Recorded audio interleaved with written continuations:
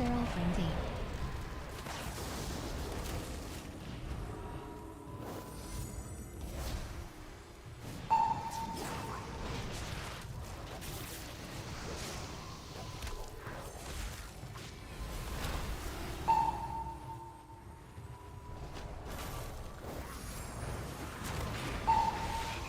Trinketed Druid.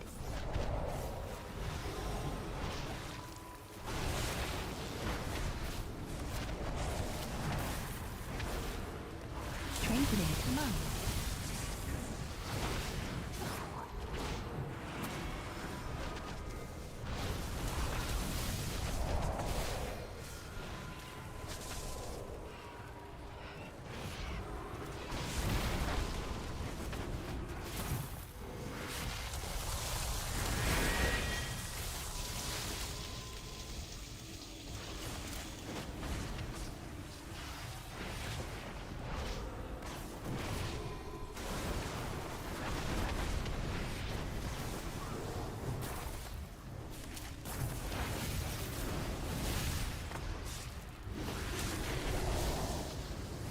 Feral Frenzy.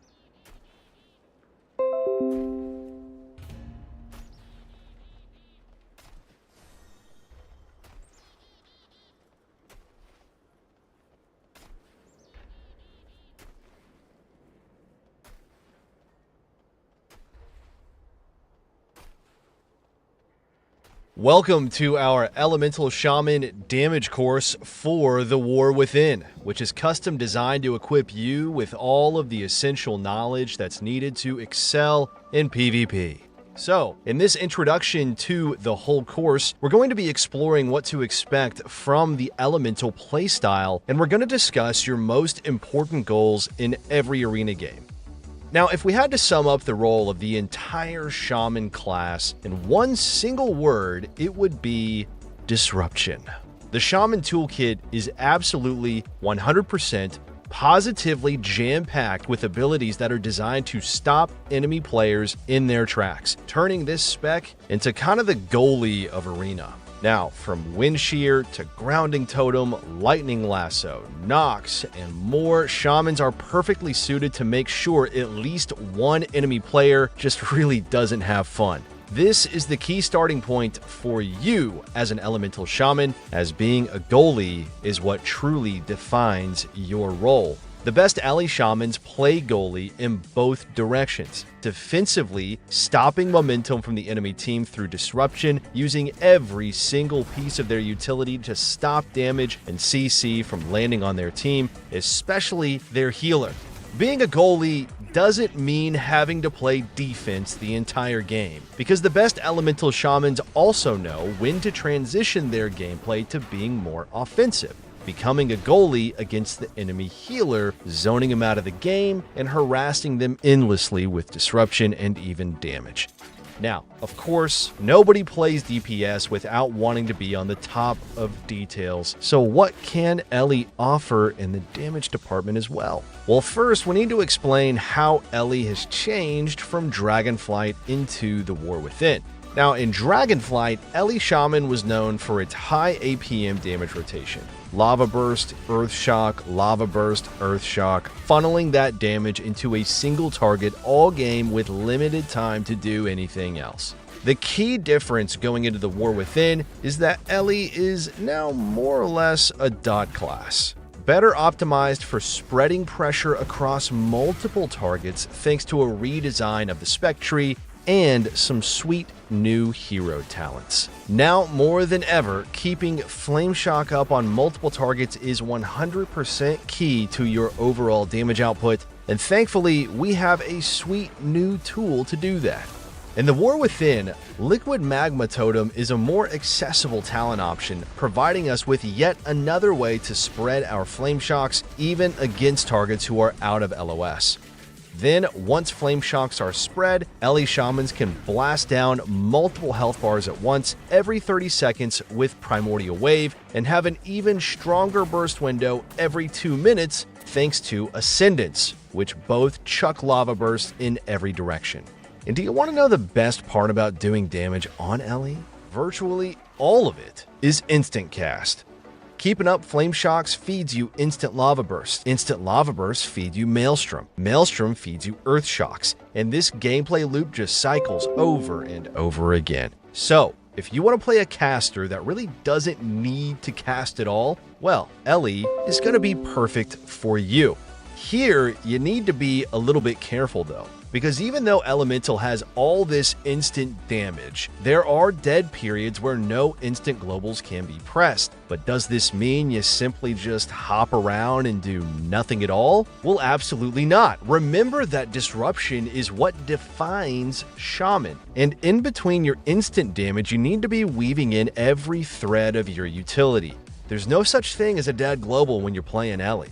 Now, to wrap up our playstyle guide here, we have the true elephant in the room to talk about. What we're about to say might sound awful, but trust us, it might be the most valuable mindset to have as an Ellie Shaman in Arena. The best thing you can do for yourself is having the mindset that you cannot win.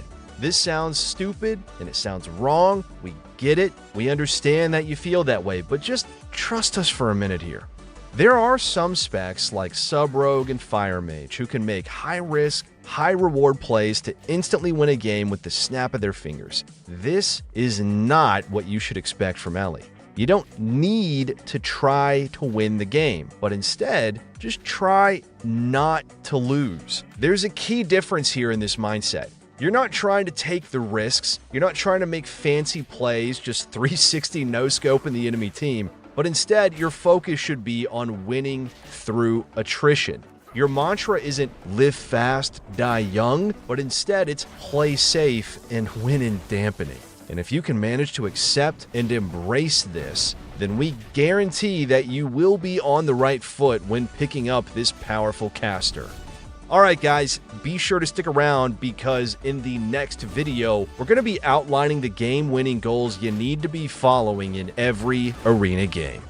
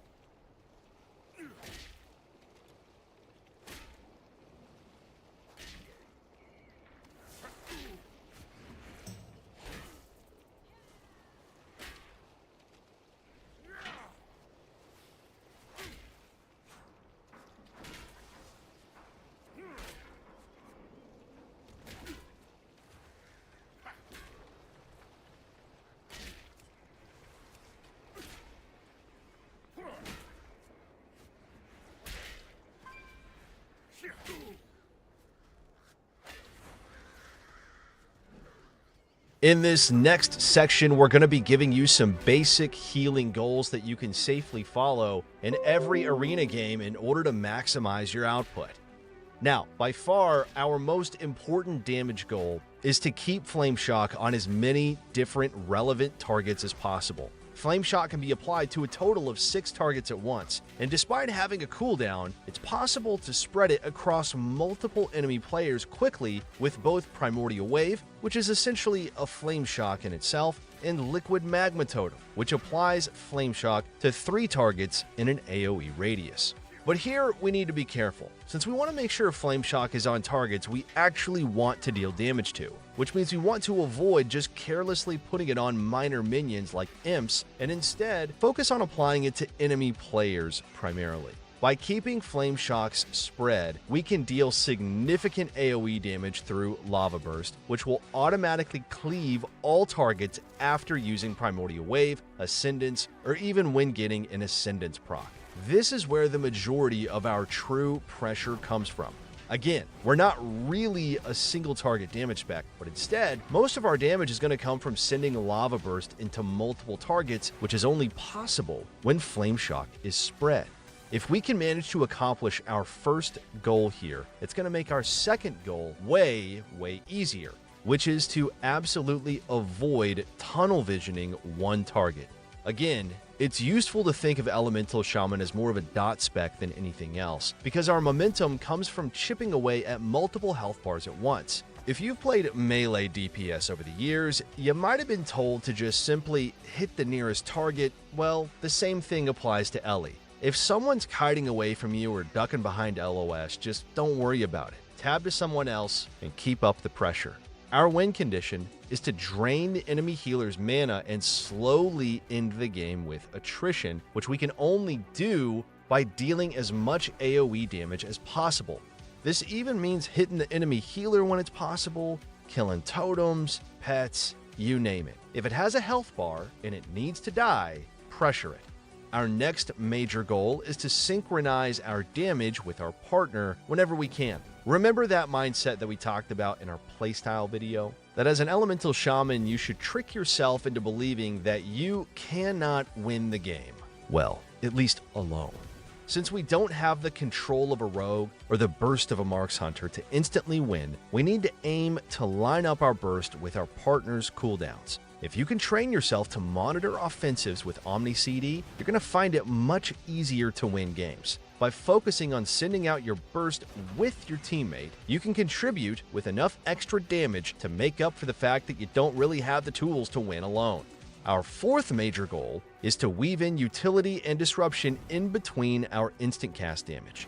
To be good at Elemental Shaman, you need to multitask. It's inevitable here, but let's go back to our original metaphor. As an Ellie Shaman, you're a goalie for your team when it's time to play defense. You're the one who can stop CC on your healer, whether it's a wind shear, a grounding totem, lightning lasso, or even a hex. It's you who can stop the enemy team in their tracks. We're also one of the best specs when it comes to harassing enemy healers. Between our CC and even our damage, we can threaten healers from crossing the map to heal their team. Even just shooting a healer for a few seconds after they've peeked out from behind a pillar, it can deter them from ever pushing in. Our last goal is to be very careful with our defensive cooldowns. Let's face reality here together as a team. Shaman mobility, definitely not the greatest in this day and age. But honestly, was it really ever good? Anyway, we need to accept the fact that our mobility just kind of sucks, which means that it's really hard to avoid damage when playing against melee. While mages can blink and teleport around the whole map, we're basically just stuck. Now, because of this, we're going to need to be very careful with our defensives, as none of them can be used while stunned. Our primary line of defense is Astral Shift, giving us powerful damage reduction, but on a much longer cooldown than many enemy offensives. Astral Shift is not the type of cooldown we're wanting to greed, because at the end of the day, our win condition is attrition, so we want to minimize all damage we take. If an enemy player pops a huge offensive and you can Astral Shift, it's probably a good idea to press it even if you're already high on HP. Now, despite what many players think, walling high is actually a good thing. We're going to be treating Burrow and Stone Bulwark a little bit differently, so do be sure to check out our defensives course to learn a little bit more.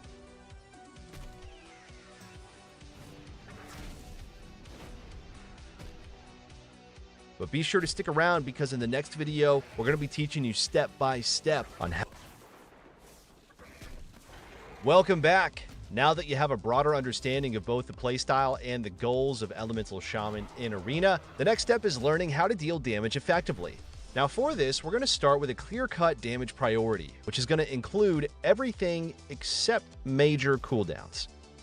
Now keep in mind that this isn't a rotation, but instead it's going to be a guide on how you should prioritize abilities at any stage of the game. Now, even though we said we aren't going to mention major CDs, our number one damage priority is to make sure that we use our Fire Elemental every time it's available. This is going to give us faster and longer lasting Flame Shock dots, and it's going to even do a considerable amount of damage itself, and even buff our fire damage while it's active. In every game, Fire Ellie is going to be one of the very first buttons you press once the fight starts, and with a good Flame Shock uptime, you can reduce its cooldown considerably to even lower than 1 minute. Now, to make sure we can summon our Fire Ellie often and maximize our overall damage, we need to keep Flame Shock up on our kill target at all times, and then up to 5 off targets, ideally enemy players. Flame Shock ticks not only feed us instant Lava Burst procs, but they also give us Maelstrom. Our damage depends on having Flame Shock uptime, and we need to be maintaining it constantly every single game. You never want to cast Lava Burst without Flame Shock being on the target already, since as an Ellie Shaman, our crit multiplier is actually higher, and having Flame Shock guarantees our Lava Burst will crit. Then, every time we press Ascendance, get an Ascendance proc with deeply rooted elements, or we use Primordial Wave, our Lava Burst will automatically shoot out to any target with Flame Shock. In order to consistently apply Flame Shock and Micro Burst with AoE Lava Burst, we need to be using Primordial Wave on cooldown. Primordial Wave not only acts as a Flame Shock dot, but also causes our next Lava Burst to automatically cleave any other target with Flame Shock, leading to a lot of burst. And since it has a 30-second cooldown, it means we can always pair Primordial Wave with Ancestral Swiftness, a new hero talent we're going to be discussing a little bit later in the course. Doing so guarantees we're going to have an instant lava burst ready, while also giving us some additional benefits with our hero talents. Once again, most of our pressure is going to come from periodically unleashing AoE lava bursts on the enemy team, which we can do reliably every 30 seconds with Primordial Wave. We need the enemy healer to spend as much mana as possible, so dishing out AoE pressure repeatedly is going to get us closer to our win condition. Next up on our priority list is to use our instant lava burst that we get through Lava Surge procs, which we have a chance to get through Flame Shock procs. Now it should be more clear why spreading Flame Shock is super high on our priority list. Because it prevents us from ever needing to hardcast our main damaging ability. Having a bunch of Flame Shocks out and Lava Surges proccing means we're going to generate a lot of Maelstrom. We're going to be spending that Maelstrom on Earth Shock anytime we can, as long as there's no other instant cast damage to press. As our final source of instant cast damage, we're going to be using Frost Shock when we have an Ice Fury proc. That's right, in the War Within, Ice Fury is no longer a hard-casted ability, but instead an RNG buff that we can occasionally get after using Lava Burst.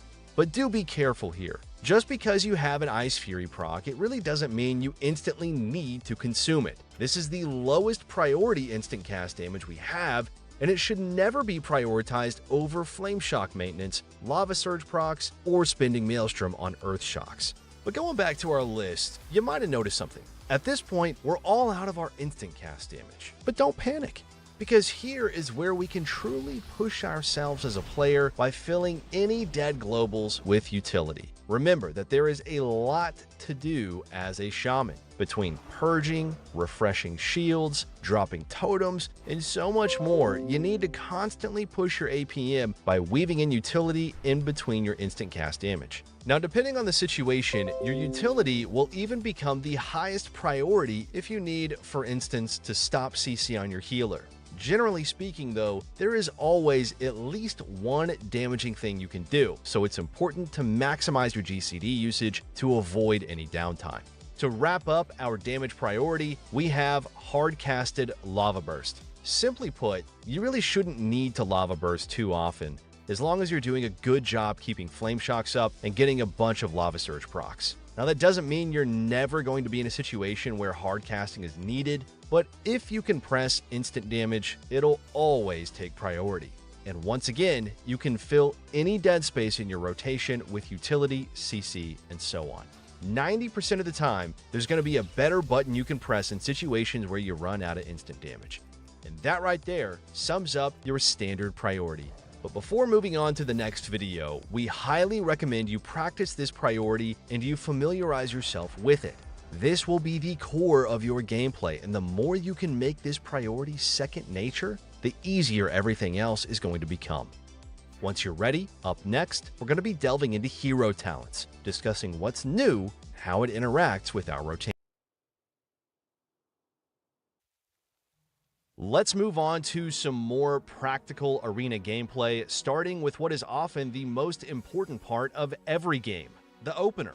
Now, to do this, we're going to divide the opener into a few different parts, following some of the decisions made by Rank 1 Elemental Shaman, Jamie.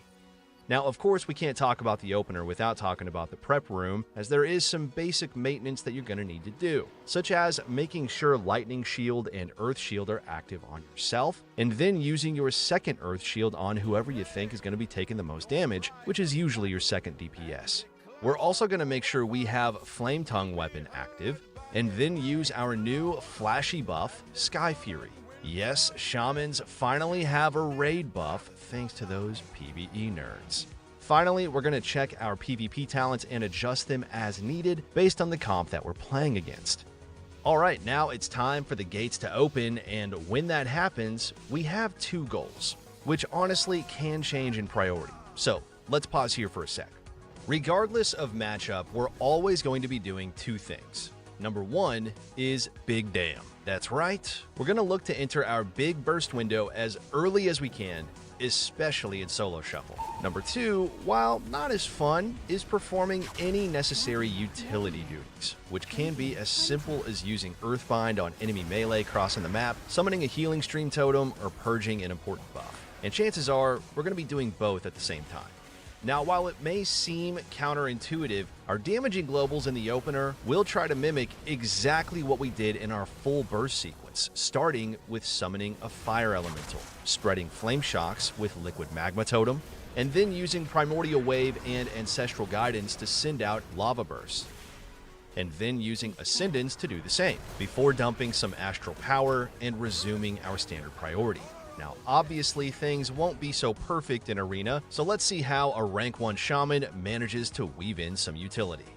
Notice how in this lobby, Jamie is playing against double melee with a caster on his team. And instead of immediately doing damage, he instead leads with Earth Grab Totem.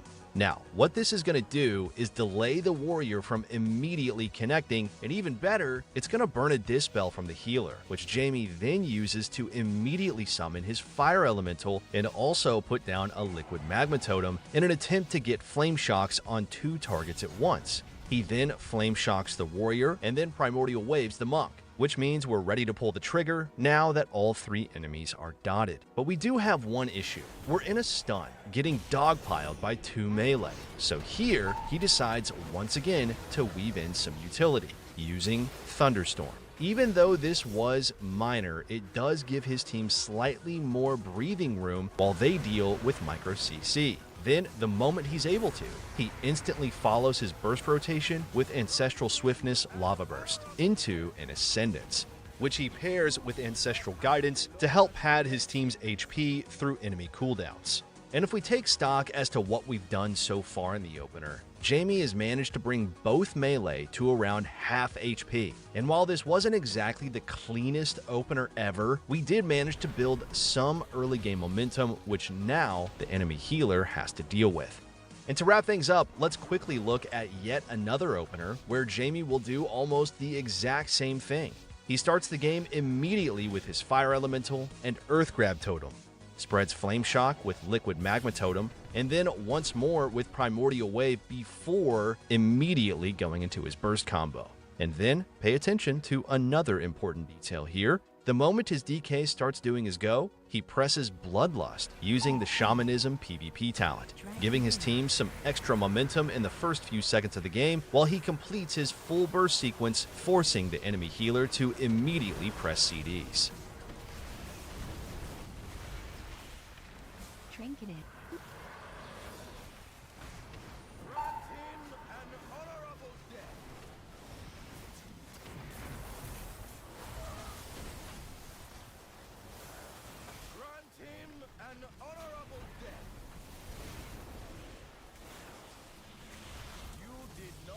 Deloa's blessing this day.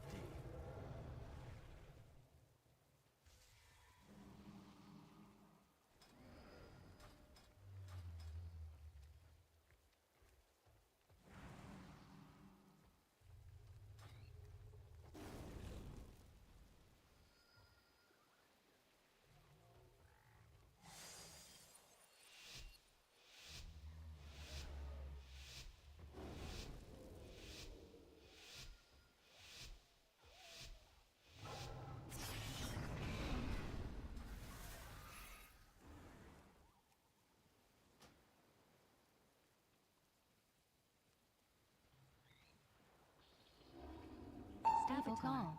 Beast trap. Deep breath. Grant him an honorable death.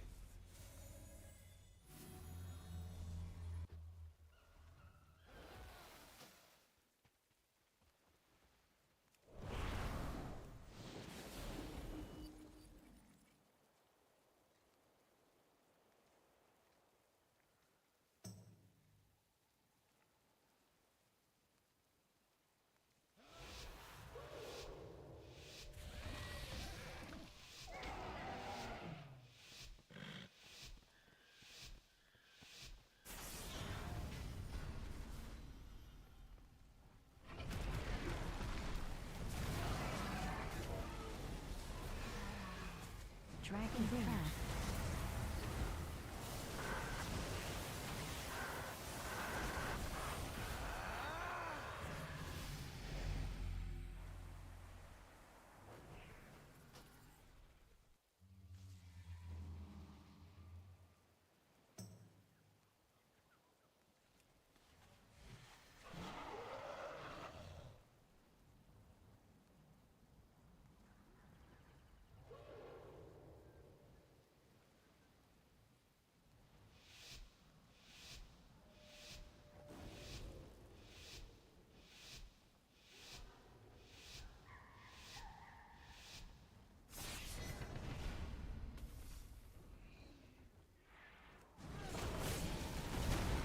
Avatar. Deep breath.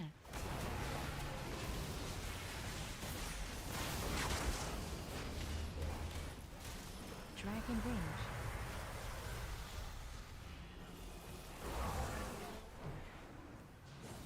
Trinketed Warrior. Avatar.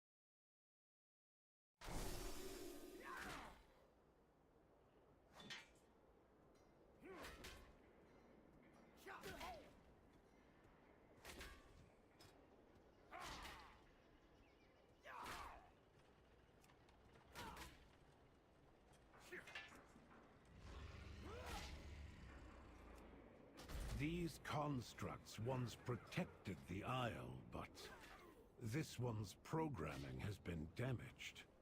It will not distinguish between friend and foe.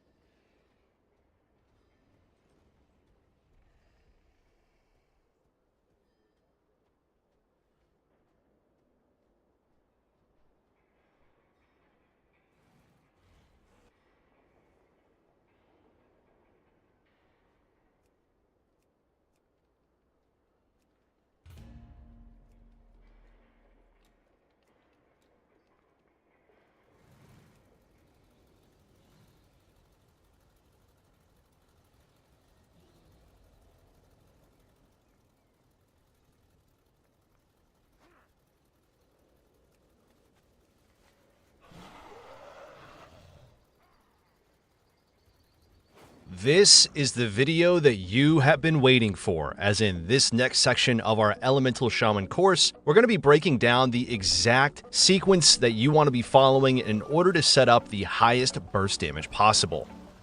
To do this, we're going to be providing you with a few different sequences depending on what cooldowns you have available. Now, first up is the big one, where you quite literally have every ability ready. Now, this is going to require a bit of prep work to pull off, but as a starter, we're going to want to have our Fire Elemental already out. And we're also going to want to get Flame Shocks on multiple targets with Liquid Magma Totem, and then Flame Shock someone else. And if you already have 6 Flame Shocks out, then you could skip these steps. Anyway, now it's time to pull the trigger. We're then going to use Primordial Wave, ideally on a target without Flame Shock, and then use Ancestral Swiftness at the same time. And even Bloodlust here too, if we're playing the Shamanism PvP talent. Now, at this point, we have 2 Ancestors out, so we'll then pull the trigger, consuming our Ancestral Swiftness with a Lava Burst with a Meteor, sending meatballs flying in every direction, potentially proccing more Ancestors. And then use Ascendance with Ancestor. We're going to want to have our Fire Elemental already out. And we're also going to want to get Flame Shocks on multiple targets with Liquid Magma Totem, and then Flame Shock someone else. And if you already have 6 Flame Shocks out, then you could skip these steps. Anyway, now it's time to pull the trigger. We're then going to use ideally on a target time, and even Bloodlust here too, if we're playing the Shamanism PvP talent. Now, at this point, we have 2 Ancestors out, so we'll then pull the trigger, consuming our Ancestral Swiftness with a Lava Burst with a Meteor, sending meatballs flying in every direction, potentially proccing more Ancestors. And then use Ascendance with Ancestral Guidance, sending out another wave of Lava Burst and potentially summoning more Ancestors while also doing some healing. At this point, if we're close to our Maelstrom cap, we're going to dump some on Earth Shock, and then after this, we're going to simply resume our standard priority. Now, as we've mentioned throughout this course, we're also going to have a 30-second cooldown window. Now, just like before, we're ideally going to want to have a Fire Elemental already out, and then Flame Shock applied to multiple targets. We're then going to Primordial Wave and Ancestral Swiftness, followed by a Lava Burst on the kill target, and also a Meteor from your pet if it's up. Then we'll simply end our burst by dumping Maelstrom with Earth Shock, and then resuming our standard priority. Finally, in the event you're playing Flux Melting and wondering where to fit in Frost Shock, it's quite simple. As before, we're going to have Flame Shocks out, and then, before we burst, we'll use Frost Shock. Once Flux Melting is active, we'll do our combo of Primordial Wave and Ancestral Swiftness, followed by Lava Burst to consume our Flux Melting, and then a Meteor if we have one, followed by an Earth Shock, before resuming our standard priority.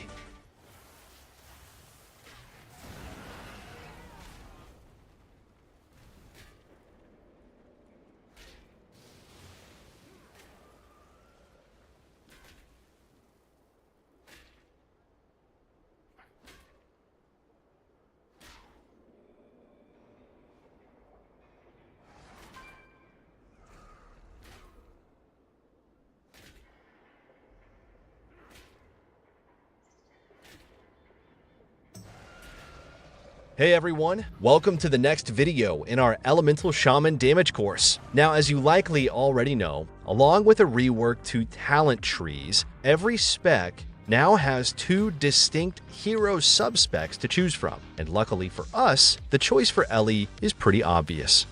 It's called the Farseer, whose signature perk includes summoning an ancestor to mimic your attacks. If you cast a single target damage spell, your ancestor will cast one too. If you AoE, they are going to AoE. If you heal, well, you guessed it, so will your ancestor. Ancestors can be summoned in 2 different ways. The most reliable way is with Primordial Wave, which is guaranteed to summon one, giving you an even stronger burst window every 30 seconds. The other way to summon an ancestor is with Lava Burst, which, if you're playing the routine communication hero talent, gives every cast an 8% chance to summon an ancestor. And this even includes every AoE Lava Burst from Primordial Wave, Ascendance, or Deeply Rooted Elements procs. Now, it is possible to have multiple ancestors out at once if you get lucky. This just means now more than ever it is vital to maximize Flame Shock uptime across multiple targets, since those instant cast lava bursts can now grant you even more damage by summoning more ancestors. And if that wasn't enough, whenever an ancestor is summoned, it's going to reduce the cooldown of your fire elemental. And then whenever an ancestor expires, they're also going to automatically do some small burst on the target. Now, fortunately for us, ancestors don't really change anything about your rotation, aside from the fact that they simply make it stronger. Ancestors can be thought of like a passive bonus that kind of rewards you for sticking to the damage priority that we covered earlier.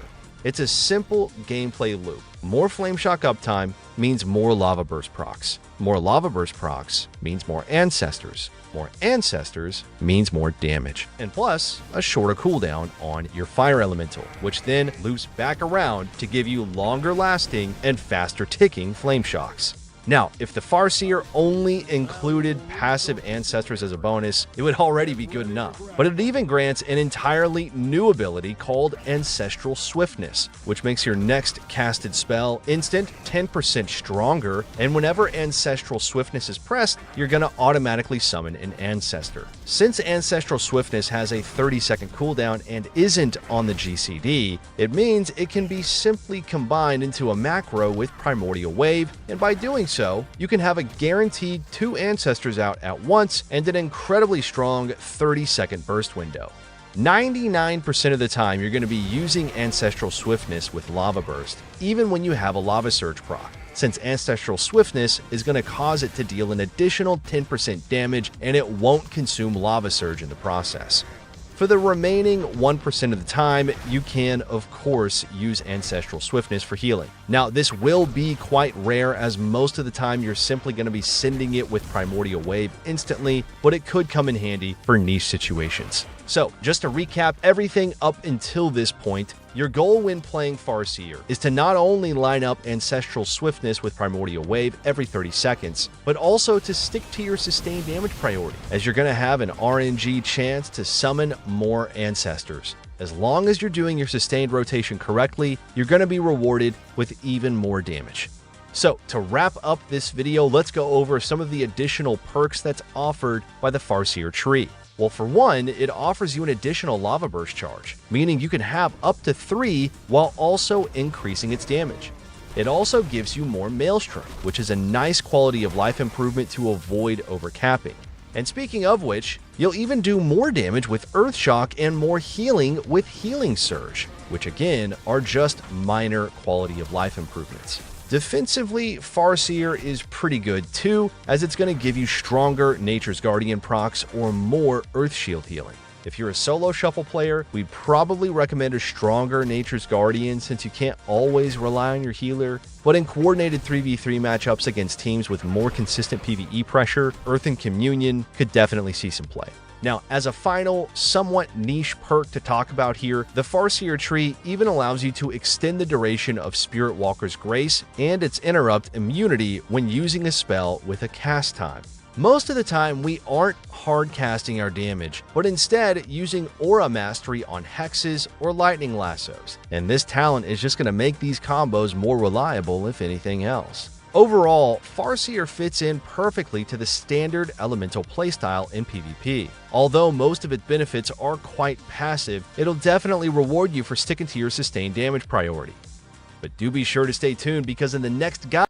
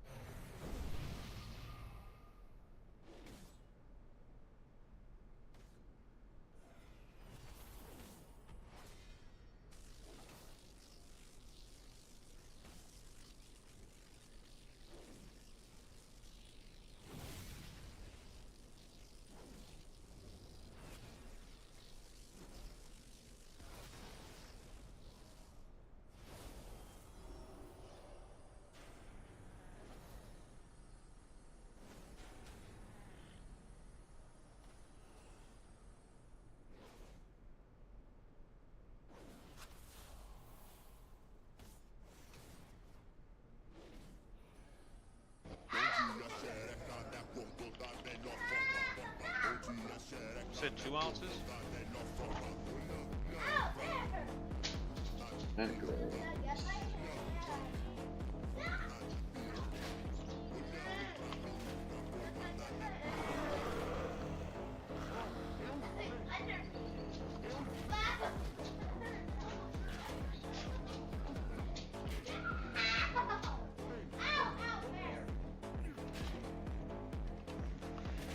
The handle was Ion Computer.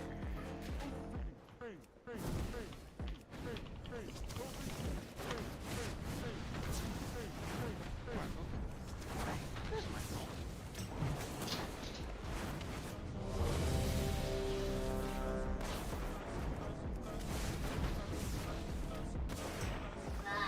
I'm getting farm for an ad right now.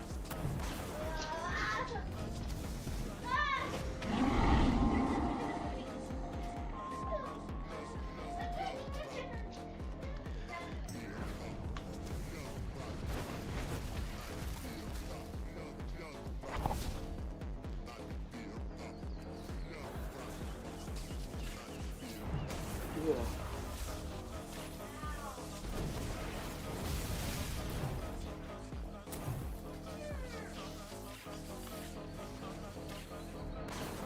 Oh, you called her pretty.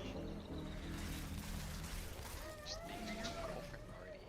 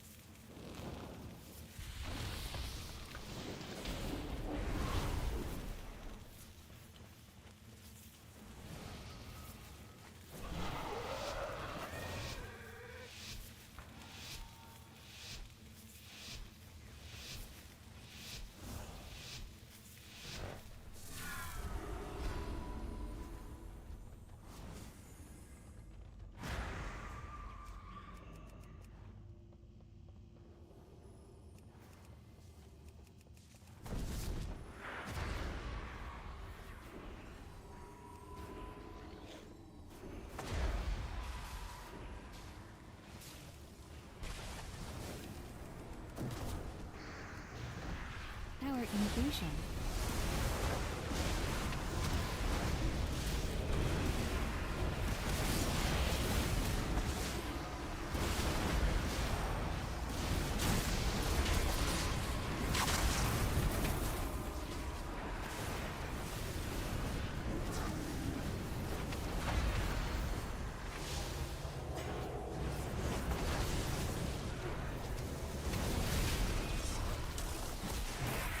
Super Smash. Trinketed. Priest. Void Shift.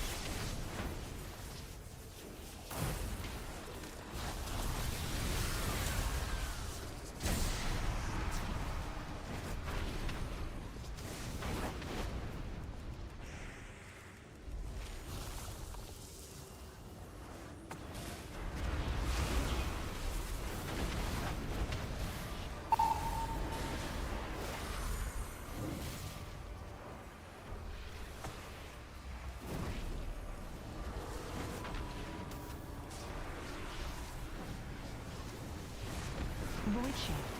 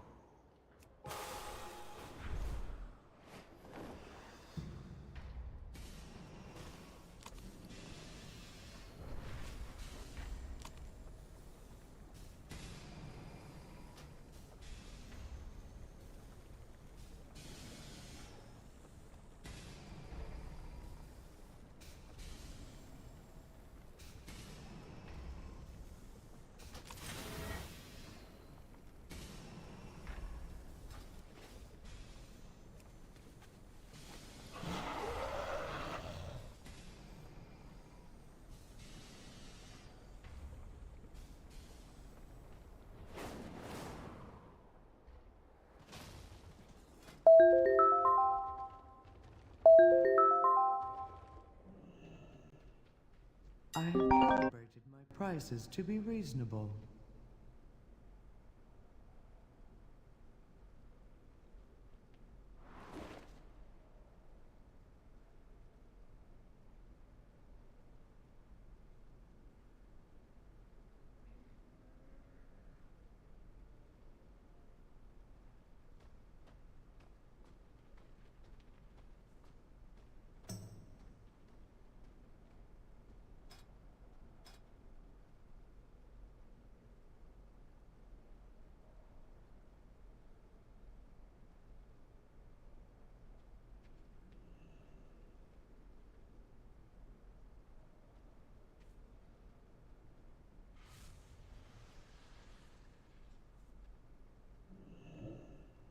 My directive has been fulfilled.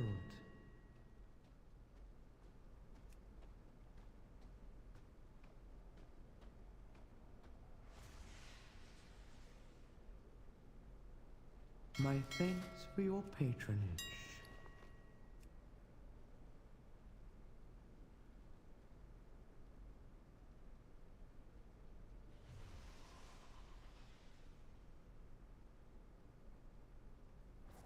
My directive has been fulfilled.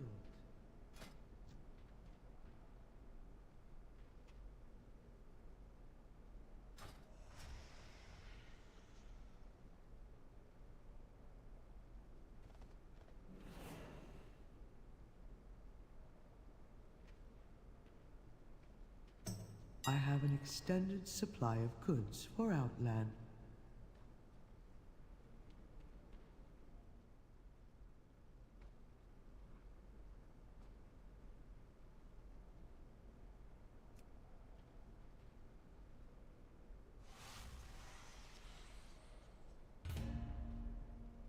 Return and peruse my inventory again.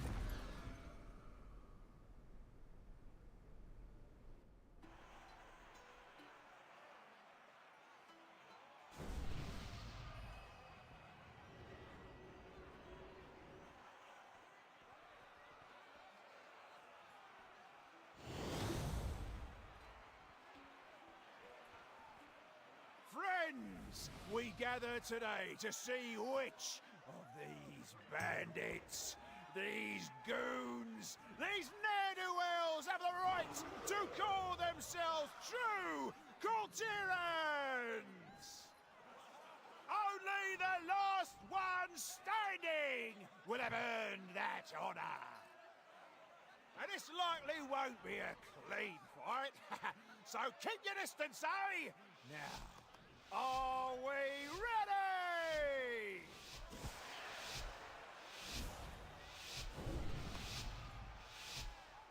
This is a night for Cultirans!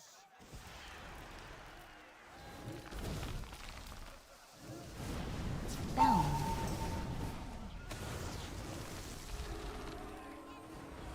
Ascendance. Stable call.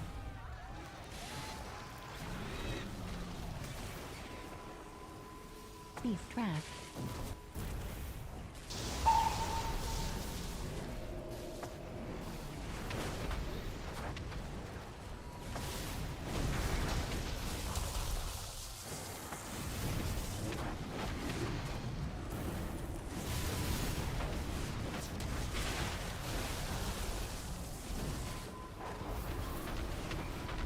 Trinketed muff.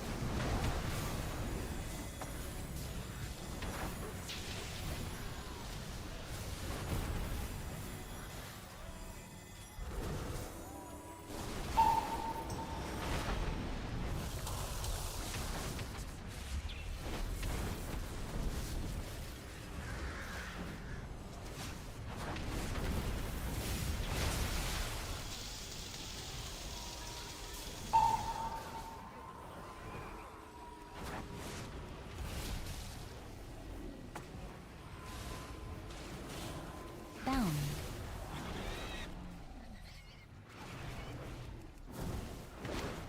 Beast trap.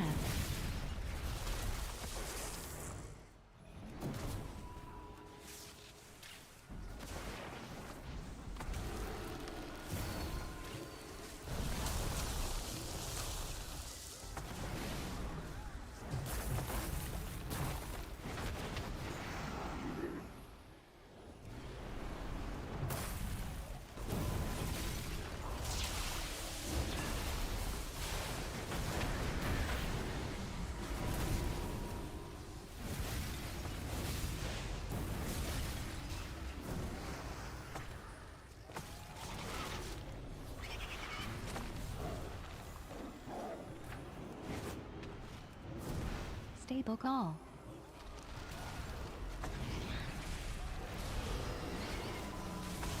Beast trap.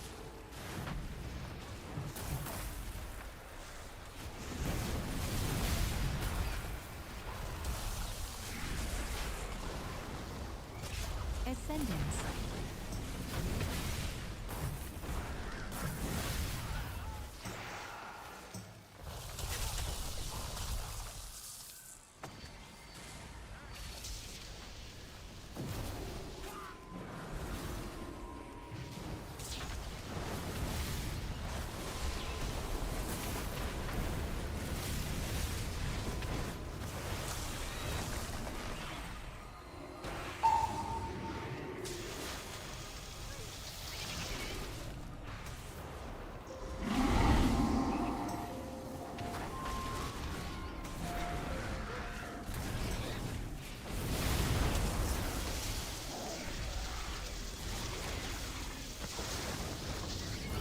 Beast trap.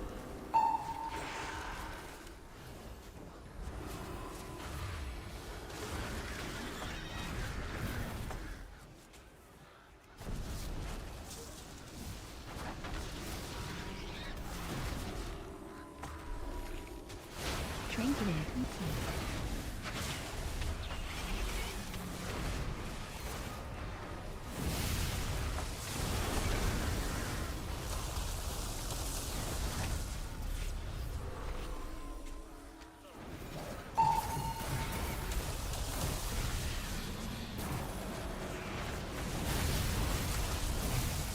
Oi, now, there will be blood and patience. Bound. Oh, see Daisy! Stable call. Beast trap.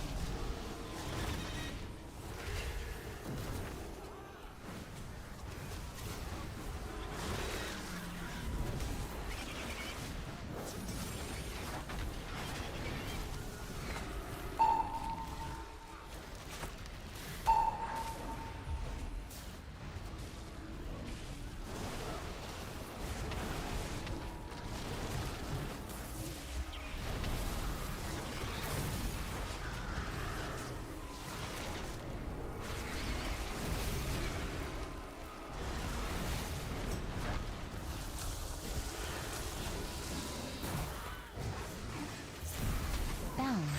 No, good save, good save.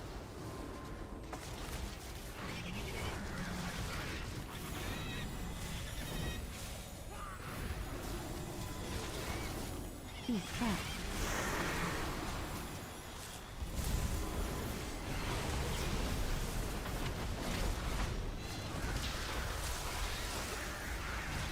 Trinketed mud.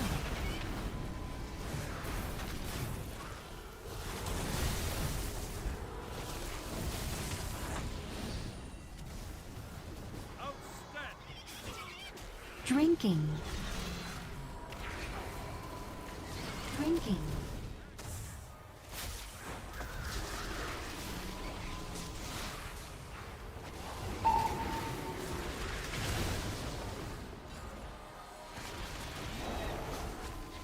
Beast trap.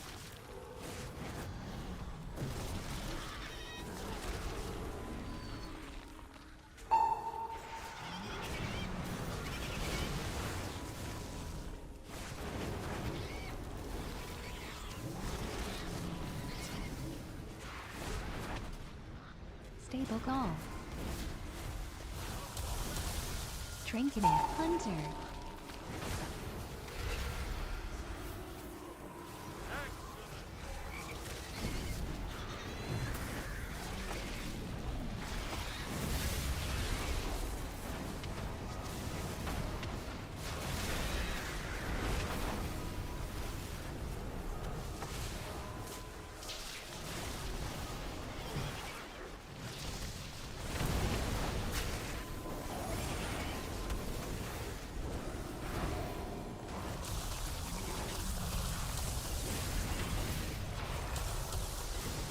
Beast trap.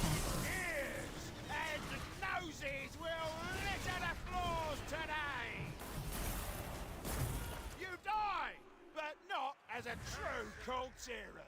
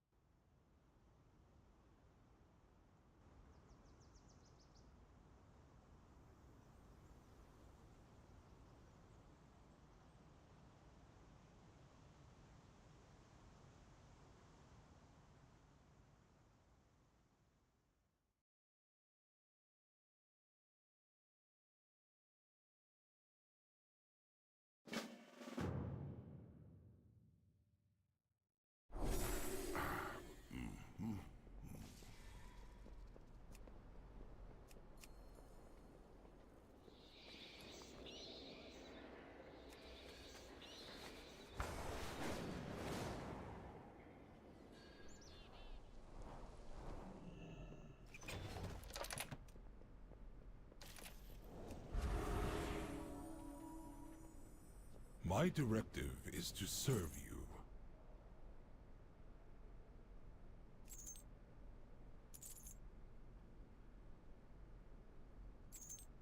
My thanks for your patronage.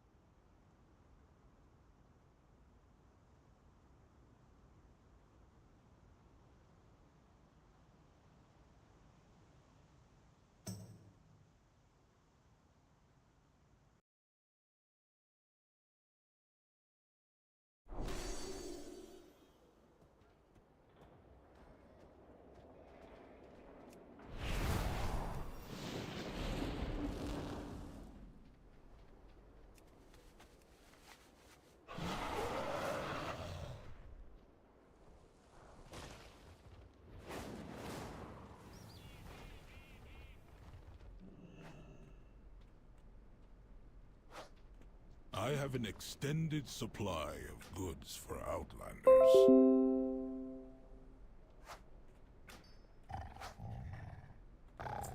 Return and peruse.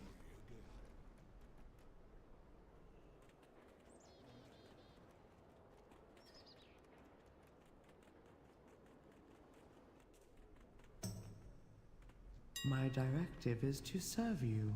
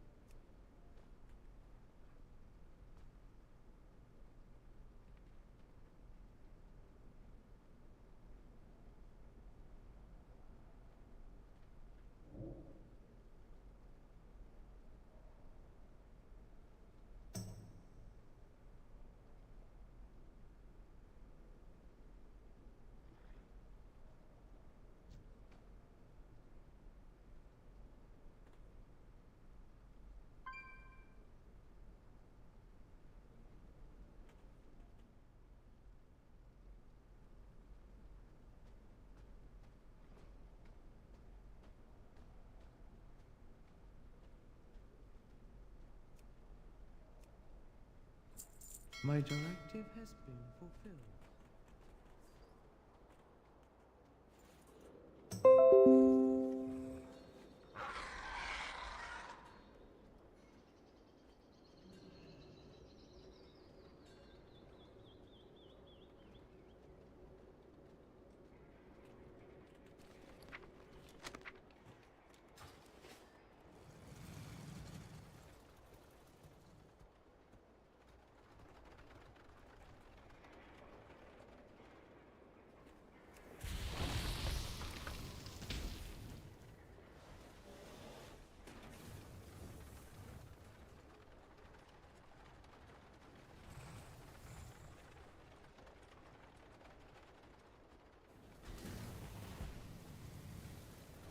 Hello, testing, testing. 1, 2, 3. Is my microphone working?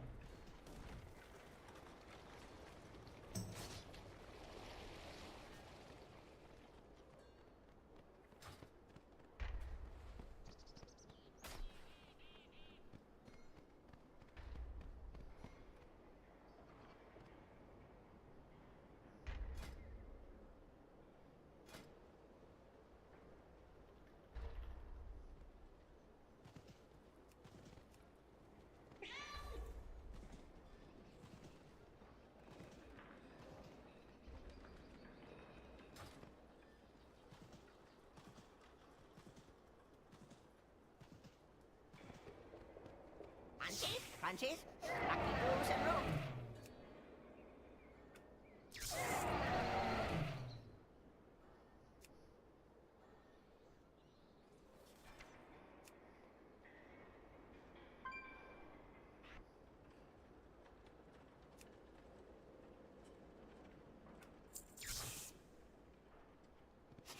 May your feet find good trails.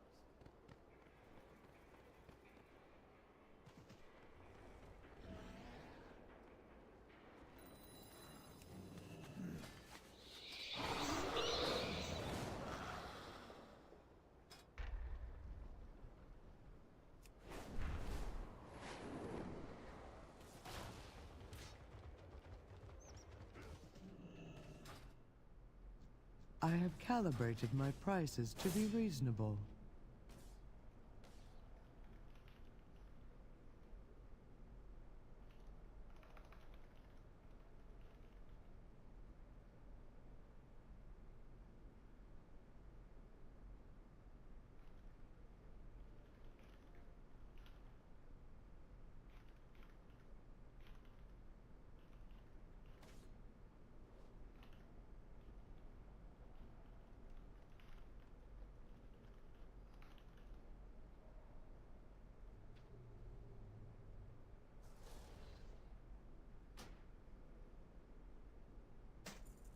My thanks for your patronage.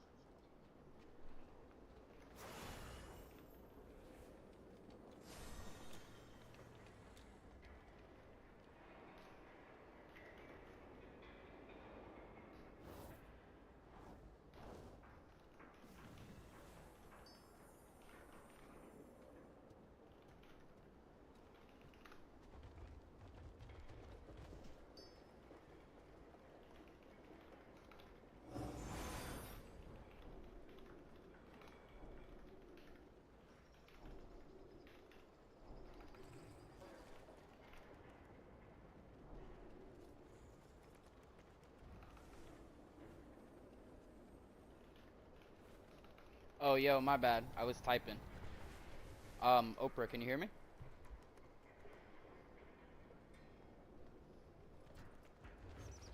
Mic working, microphone check, microphone testing. 1, 2, 3. Oprah Winfrey, can you hear me? My 1, 2, directive is 3. to serve Oprah you. Winfrey, can you hear me?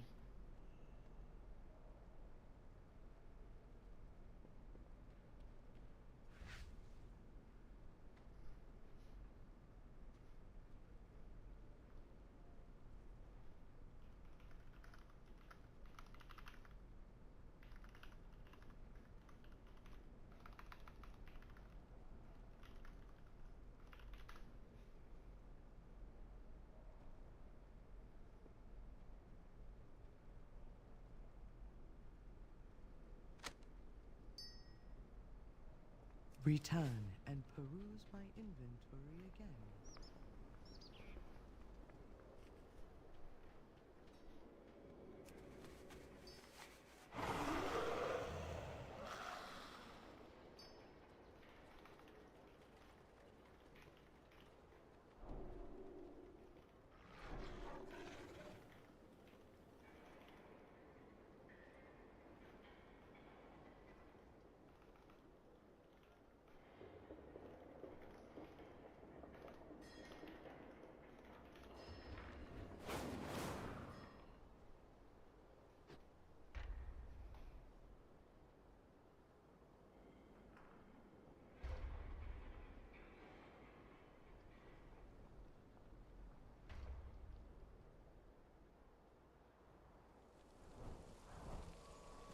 Come, shop, browse. Smell.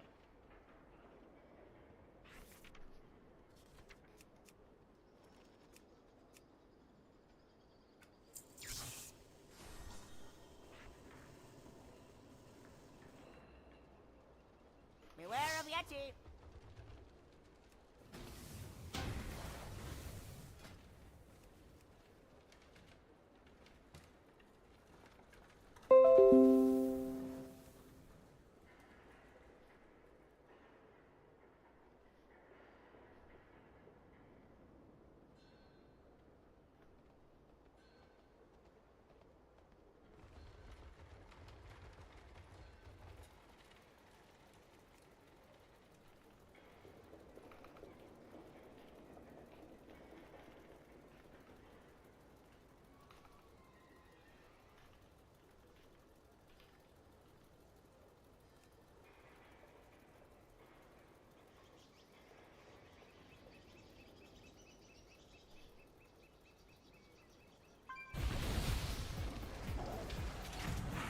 Reading all those pets.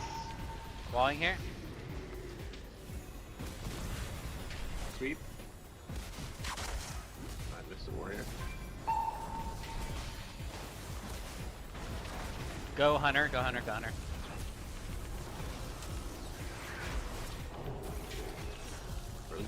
I got the freedom. Sowed him again. He got freedom again. Okay, we gotta go warrior.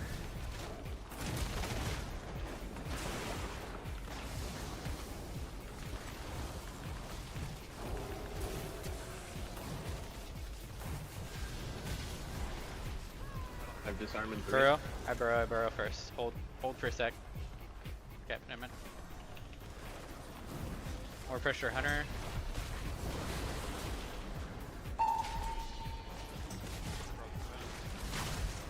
I'm dead here.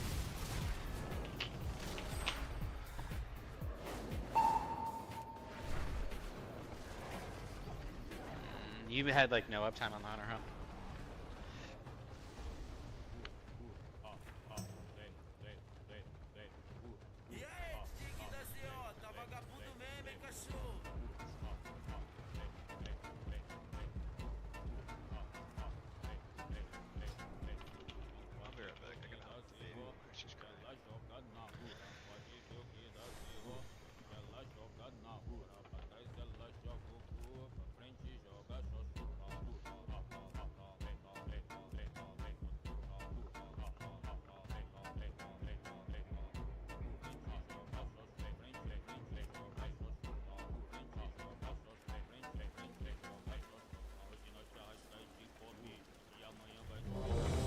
Yo, is it working now? My bad. I'm really bad at reading my chat sometimes. When I'm like focused on my game.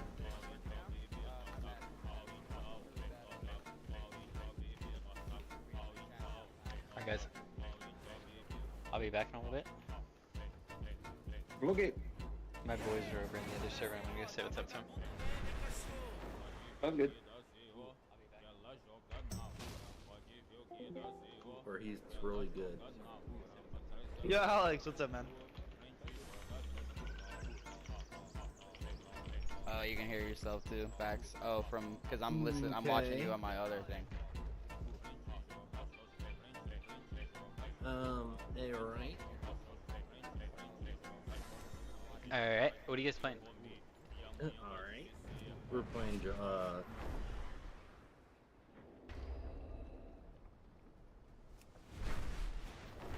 I switched to healer because I couldn't find a freaking healer who was worth crap. Alright, invite me then. We already got DPS, unfortunately.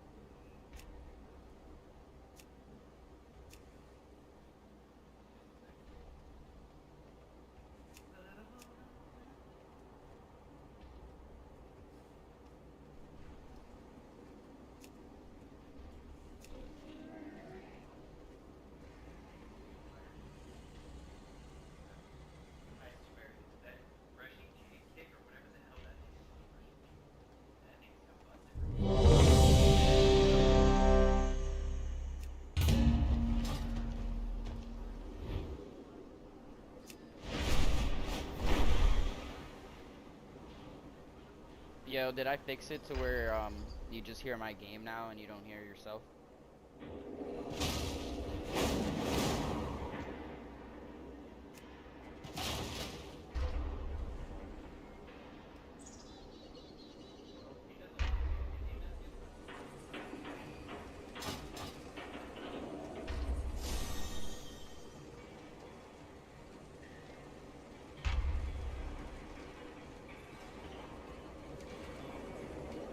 Okay. Yeah, how do you want to go about doing that? Do you want to start your Discord or do you want me to do it? Or do you have one already?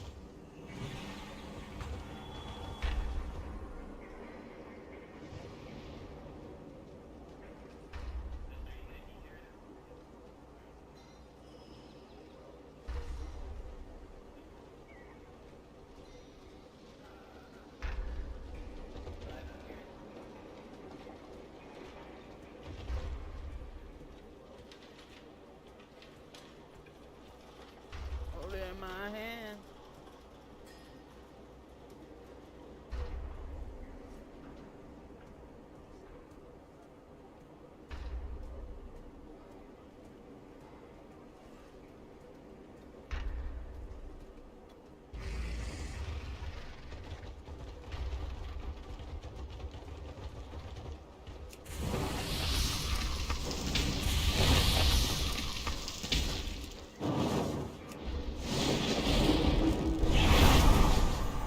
Me and you'd be dead. I picked you up and put you back on solid ground. If I go crazy, then will you still call me Superman?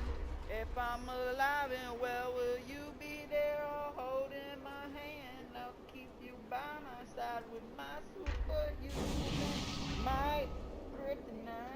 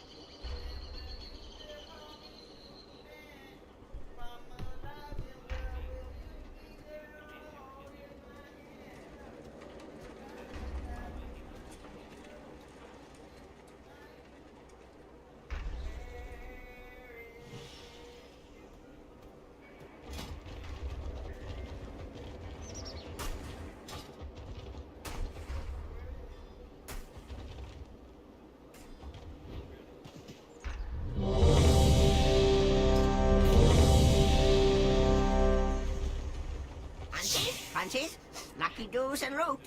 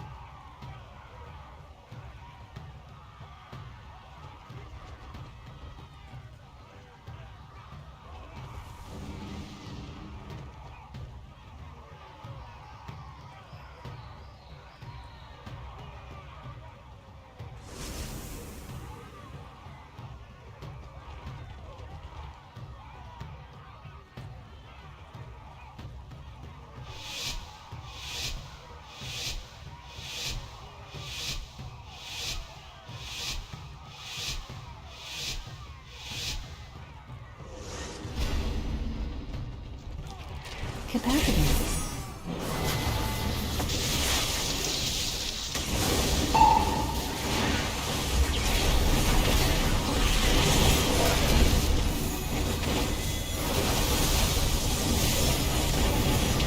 Avatar. Very mortal strike.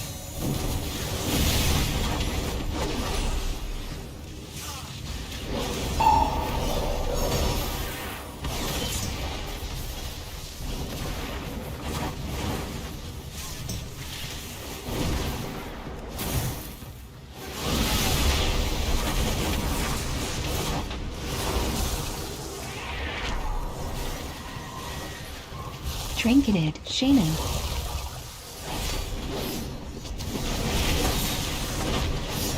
Super Smash.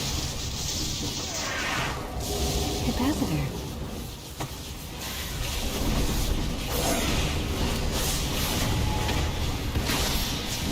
Red Mortal Strike, Healing Tide.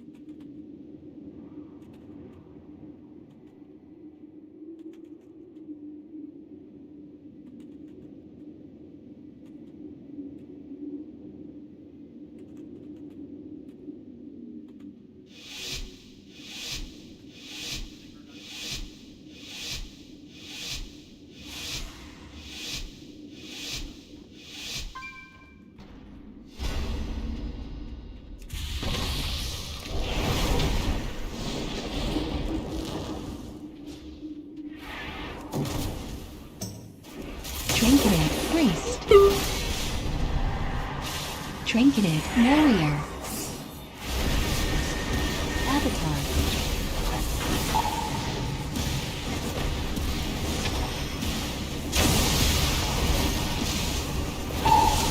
Power Negation.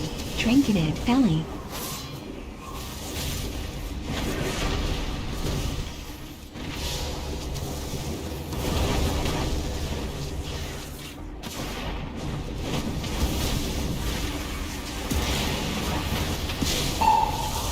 Avatar. Avenging Wrath.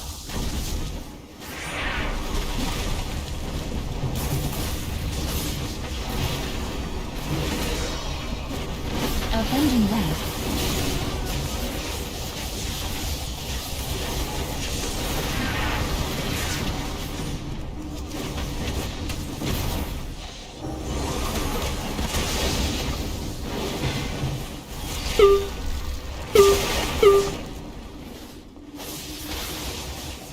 Avenging Wrath.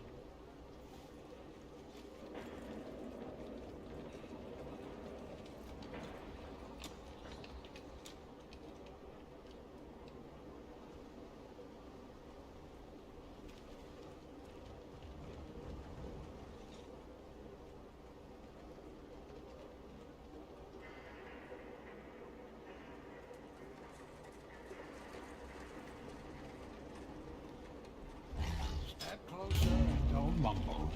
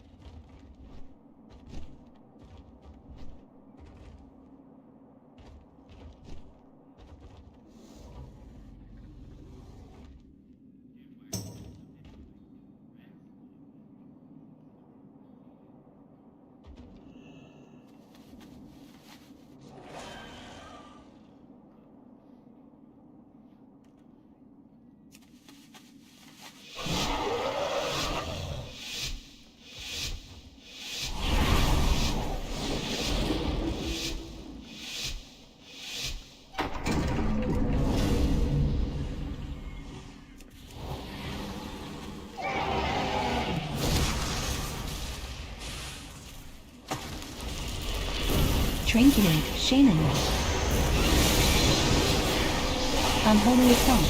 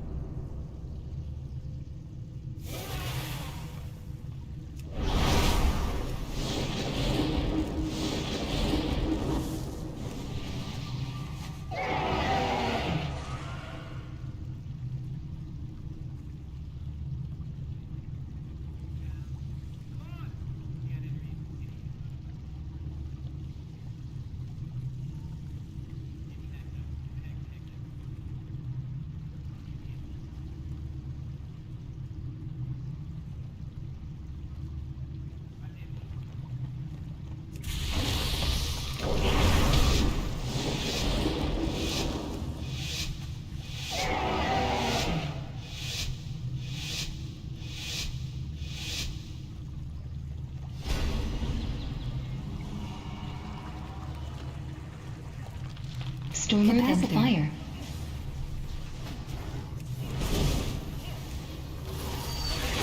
Ice Siblings. Trinketed Monk.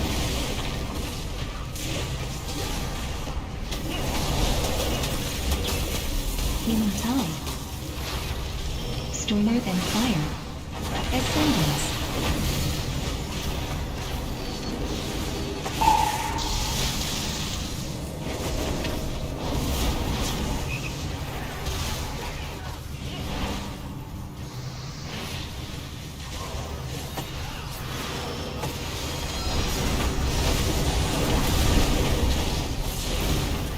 Trinketed Mage.